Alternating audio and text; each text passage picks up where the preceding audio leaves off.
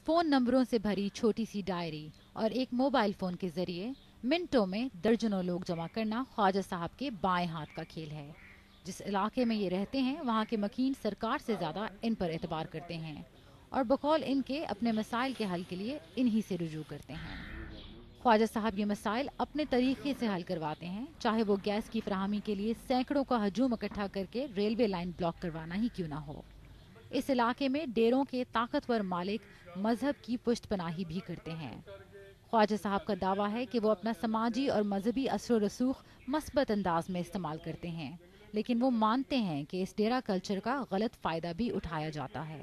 ज़ाती लोगों दी लड़ाइयां मसले होंदे ने कि जरा मजहबी बना के गल छड़ देने कि जरा शोर शराबा पै जांदा।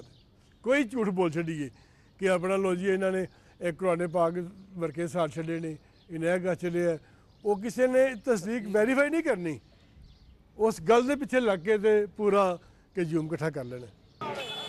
गुज़श्ता साल ही तौहीन मजहब के इल्जाम में मुश्तइल हजूम के हाथों गुजरांवाला में ही अहमदियों के कई घर जला दिए गए और उसमें झुलस कर 2 मासूम बच्चियां और उनकी नानी हलाक हो गईं।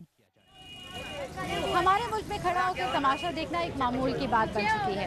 जैसे कि आप देख सकते हैं कि यहाँ पर भी आहिस्ता आहिस्ता हजूम बढ़ता जा रहा है। अब इस तरह के हजूम को मुश्तइल हजूम मनाने के लिए अक्सर चंद अफराद की ज़रूरत होती है और हालात वहाँ तक भी पहुँच सकते हैं कि किसी की जान चली जाए, और इस तरह के लोगों को जमा करना अब एक मुनाफा बख्श कारोबार बन चुका है। हमें एक ऐसे बासर डेरे तक रसाई मिली जहाँ बज़ाहिर मुश्तइल हजूम किराए पर देने की डील हो रही थी।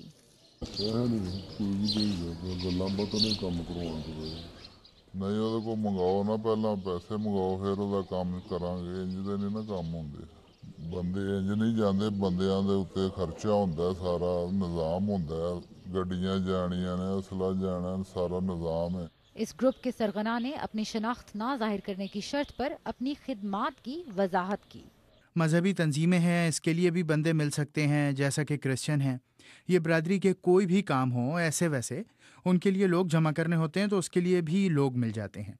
कोई और तंजीम हो जैसा कि सिपह साहबा वाले, उनके लिए भी बंदे मिल जाते हैं। धरना है, इसके लिए भी बंदे मिल जाते हैं। इधर हर काम के लिए लोग मिल जाते हैं। इस तरह के हजूम जमा करने, इन्हें मुनज़्ज़म करने और मुख्तलिफ मफादात के लिए इस्तेमाल करवाने के लिए ये साहब मिडल मैन का किरदार अदा करते हैं। इनके मुताबिक मुश्तइल हजूम के पीछे मखसूस मकासद, गुर्बत और पैसा है। जैसे कोई आदमी है, उसने रोड ब्लॉक करवानी है या कोई मुतालिबा हुकूमत या इंतज़ामिया से मनवाना है तो वो कॉल करता है कि यार मुझे 300-400 आदमी चाहिए। इस तरह के कामों के लिए हम उन लोगों को इस्तेमाल करते हैं जो चौकों में मजदूरी के लिए बैठे होते हैं। उनको हम 1-1 हज़ार रुपये देते हैं और तहफ़्फ़ुज़ भी देते हैं कि अगर पकड़े गए तो उनको हम छुड़वाएंगे। आपका कट क्या होता है सारे सिलसिले में? इसमें हमारा कमीशन होता है। क्या ये बढ़ता कारोबार इससे वाबस्ता सौदागरों के मकासद हल, लेकिन दूसरी जानिब हुकूमती रेट को चैलेंज नहीं कर रहा? और क्या इसकी कीमत हमेशा मासूम लोग अपने घरों की राख समेट कर ही अदा करते रहेंगे? सबा एतजाज, BBC न्यूज़, गुजरांवाला।